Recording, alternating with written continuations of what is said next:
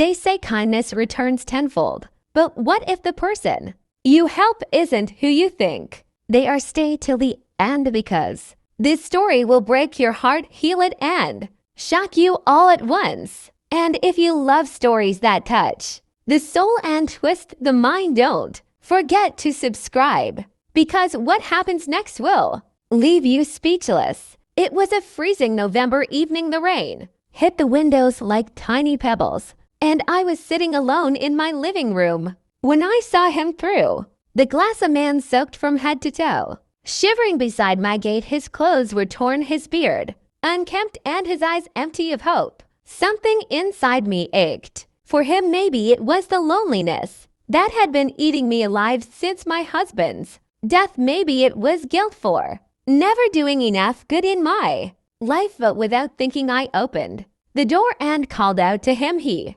looked at me as if he couldn't believe it when he stepped in. The smell of rain and despair filled the room. I offered him a towel, some old clothes of my late husband, and a hot meal. He barely spoke, just nodded and whispered, "Thank you." His voice cracked like dry wood. He looked too fragile to be real when he took the plate in his trembling hands. I noticed a scar across his wrist, deep and jagged, like a story of pain he never wanted to tell. I told him he could stay the night and that there was a bathroom upstairs. He looked at me again, this time with eyes that almost sparkled with tears. "Thank you, ma'am," he said softly. "I won't forget this." I smiled, thinking maybe I'd done something good for once. He disappeared into the bathroom, and I heard the water running for a long while, and when he came out, everything changed. He stepped out of the bathroom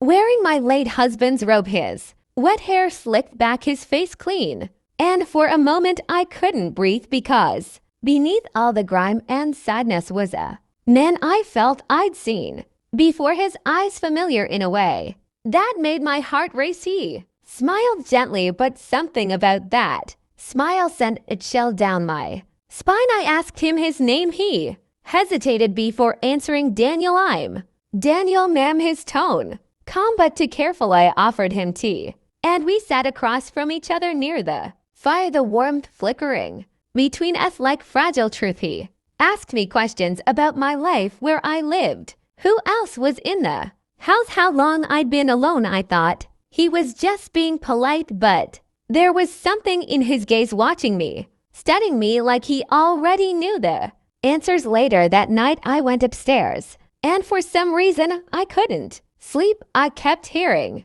faint sounds downstairs, the floor creaking, the soft hum of movement. I got up quietly and looked down the stairs. The living room lights were dim, but I saw him standing near the fireplace, staring at a picture frame. It was the photo of my husband and me on our wedding day. I froze as he touched the frame gently and whispered something I couldn't hear. When I stepped closer, the floorboard creaked, and he turned, his eyes sharp and strange. I smiled awkwardly and asked if he was okay. He nodded slowly and said, "Just admiring a happy memory, ma'am." Then he walked back to the couch. But that night I dreamed of my husband's accident again, the car fire, the smell of smoke, and when I woke up, Daniel was gone.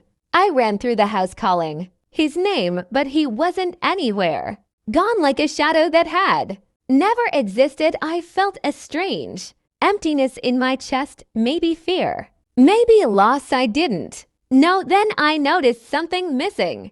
The golden pocket watch my husband used to wear, the one found beside his burnt car, was gone from the shelf. I wanted to call the police, but something stopped me, a voice deep inside saying, "Wait." That day passed in silence, and when night came, I sat in the same room, staring at the fire, wondering who Daniel really was. Then a knock came at the door. I opened it, and there he stood again, his eyes red as if he'd been crying, and in his hand was the pocket watch I found. "This in my coat pocket," he said softly. I swear I didn't take it. I wanted to return it. His hands shook as he placed it on the table, and then he said something that froze my soul. "I used to know your husband, ma'am." His voice cracked. "He helped me once when I was at my lowest. He gave me food, money, and told me to start over. I tried, but life broke me. Again, when I saw your face yesterday,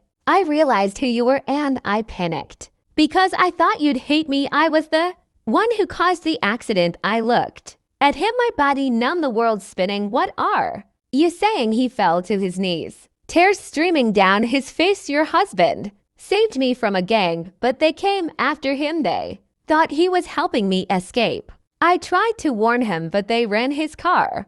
I couldn't speak. I wanted to scream, cry, hit him, but all I did was stare as the truth ripped through me like lightning. He kept sobbing, his hands covering his face. I told him to get out, but he didn't move. He said, I came here not to steal or hide. I came to ask forgiveness. Before ending my life, I stared at him, feeling the weight of years of grief twist into something else, not anger, but release. I saw in his eyes the same pain that had eaten me alive. And in that moment, I understood. Forgiveness wasn't weakness, it was freedom. I told him to stand up and look at me. He did, tears still falling, and I said if my husband were here, he'd forgive you too. That's who he was. Daniel broke down crying, and I felt something lift inside me. The house that had felt dead for years seemed alive again with warmth. The fire glowed brighter. The rain outside